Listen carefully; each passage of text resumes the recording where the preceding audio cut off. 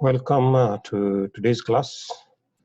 Today I'll be focusing more on the theories of organization behavior. So we have very many theories that support organization behavior. So the first theory that we are going to talk about are the classical theories. And the overall goal of classical theory was to resolve tension between the organization and the individual because of the introduction of efficient operating procedures and the elimination of arbitrary supervision behavior. And one of the focus of classical theory was to ensure that workers were motivated through what is called economic incentives. This theory is rooted back in the Industrial Revolution of the late 18th and early 19th century. So classical theorists focused more on the importance of structures and administrative control performance.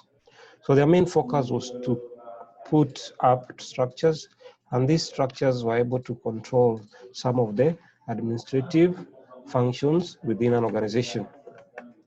So the other thing about classical theory was that they had a great emphasis on organizational rules with little attention paid to the values of individual. So the main focus of this theory was on the organizational rules. And these rules were basically subdivided to form basis of the larger umbrella of the organization.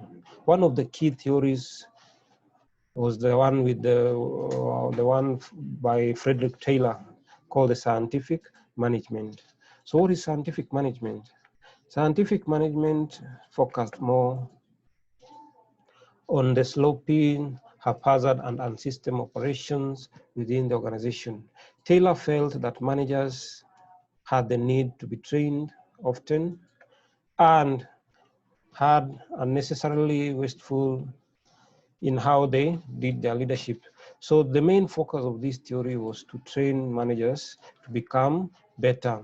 So one of the key principles that emerged in this theory was that workers were primarily motivated by money and economic reward.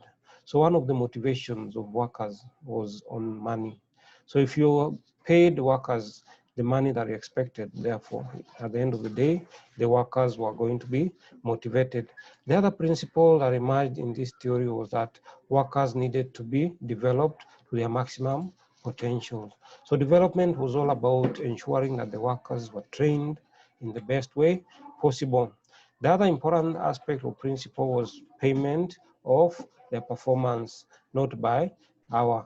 So we are supposed to pay employees the amount due. The other one was the need of cooperation between workers and management. So cooperation was very key. And for an organization to succeed, they had to work together more cooperatively to achieve the goal of the organization. The other thing is the organization and individual goals were compatible. So they had to ensure these goals were merged together to ensure compatibility. The other goal was honorable, but others corrupted and abused the principle by taking advantage of the workers.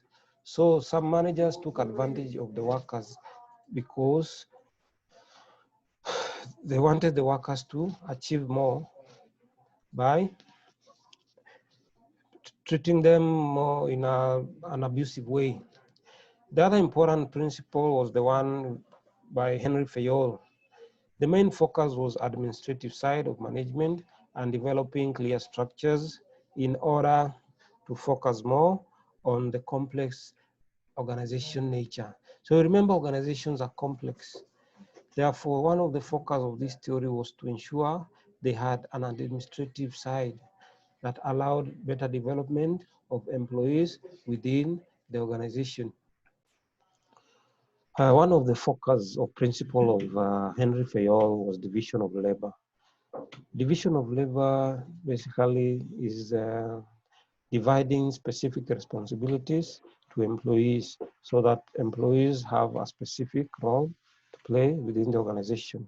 The other principle was discipline. So subordinates were to follow an order of their superiors and managers, where ultimate responsibility for the work had to be completed. Then we have the unity of command, where the chain of command concept was to be honored by every person within the organization. The other one was the organizational hierarchy or schematic depicting who reports to who. So there was that hierarchy. You are able to know who you are supposed to report to. Then we had the other principle of spirit, the corps, which meant that organization needed to communicate the mission and goals to the organization. The other thing that was on this principle was the face-to-face communication, which was very important and not common to the classical theory. The other similarity was that there was probably slightly more attention to workers, and the involvement of the organization was very strong. The other important theory was the one for Max Weber, which was the theory of bureaucracy. Max Weber recognized the relationship between the organization and the culture that exists within the organization, and this included the economic, political, and religious factors. Elements such as culture were also significant in this theory.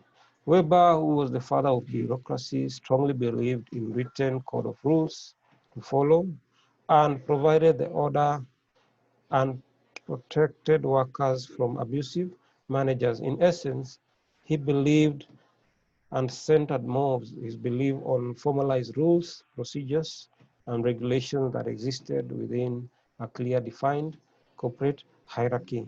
He also felt that managers needed to keep up with professional distance from workers to avoid charges of biasness and unfair control. Such bureaucracies is not without criticism of too much red taping. So you realize when you have a lot of bureaucracies, people normally suffer. This is because some feel that they are being mistreated by the various rules within the organization.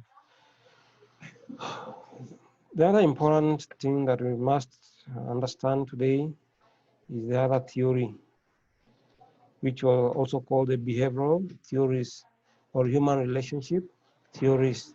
And this included theories that explained the behavior of human beings and how they interacted with various environments within the organization.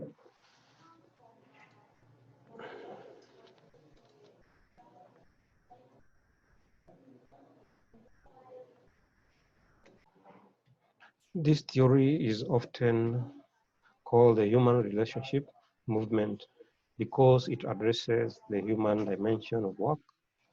Behavioral theories believe that better understanding of human behavior at work, such as motivation, conflict, and expectation, and group dynamics, improve productivity. The other important thing about this theory is that it was contributed to this school viewed employees and individual resources as an asset to be developed, and workers with not machines and several individual experimented contributed to this theory. It was seen as somewhat a reaction of the basic principle of classical theorists who did not complete rejection of the core values. Halton studies by Elton Mayo, who came up with the other principle of the Halton study. Contribution came as part of the Halton study, where a series of experiments that rigorously applied classical management theory only revealed it as shortcomings. The experiment consisted of two studies conducted by the Halton Works of the Western Electricity Company in Chicago between 1924 and 1932. The first study was conducted by engineers who sought to find the relationship of lighting levels and the workers' productivity. Surprisingly enough, they discovered that workers' productivity increased as the lighting levels decreased. The other important thing was that Mayo concluded that the increase in productivity resulted to supervisory management arrangement rather than changes in lighting or associated work benefits. What are some of the criticism of human relationship approach by Alton Mayo? The first criticism is that we had lack of management of goodwill. The other criticism was that we had lack of training managers to implement. So we realized managers were not trained to implement some of these discoveries. The other one was communication challenges, and that sometimes it was very hard to change their style of communication based on the company's philosophy. We also had contradiction between company policies and employees. So we realized there were some very huge complications or contradictions when it came to company policies and how employees were expected to perform. The other theory that we are going to talk about is the hierarchy of need by Abraham Maslow. Abraham Maslow was a practicing psychologist who developed one of the most widely recognized need theory. This is a theory of motivation based upon a consideration of human needs.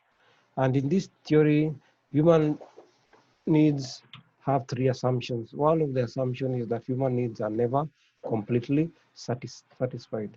So at any given time, it is very difficult to satisfy the human need.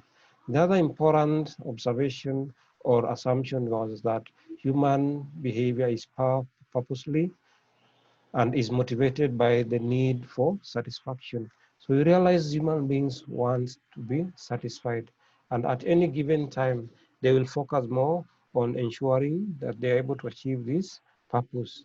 And lastly, we had need that can be classified according to hierarchies or structures of importance, from the lowest to the highest. So in this theory, basically what happens is that needs are classified into various levels. So Maslow divided those needs into 5 specific areas. And one of the areas was the psychological needs.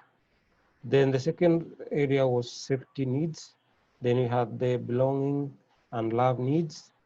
Then we have the other needs, which is esteem needs, and we have self-actualization needs. So human needs are divided into those major areas. The other important thing or theory is by Douglas MacGregor, which is theory X and theory Y. So MacGregor was heavily influenced by both Houghton studies and Maslow. He believed that we have two basic kinds of managers who exist. One type is the theory X manager, who has a negative view of employees and assumes that they are lazy and untrustworthy and incapable of assuming responsibility. The other one is theory Y managers, who assume that employees are only trustworthy and capable of assuming responsibility, but also have high level of motivation.